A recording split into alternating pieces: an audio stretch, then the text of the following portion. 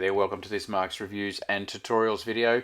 What you see in front of you right here is the tool that is very specifically made to get off BMW spinning high security lock nuts. That bit my finger's touching right now is the spline. Once you've broken the head off the nut, you use that, jam that spline in to turn the nut and pull it out.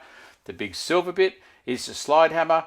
That there is the special piece which actually comes on over the top, and then you tighten it up and it grabs hold of the nut. That's the real key piece, the one on the far right there. That is the specialist setup thing. I will put a link through. It's not a commission link, but just a link of where you can buy these. So if you're a tire shop, or obviously BMW dealerships, some do have this, but this is the kit, the way to get those lock nuts off. Have a look at the video up here for what I went through and what I was able to do as well. Thanks for watching.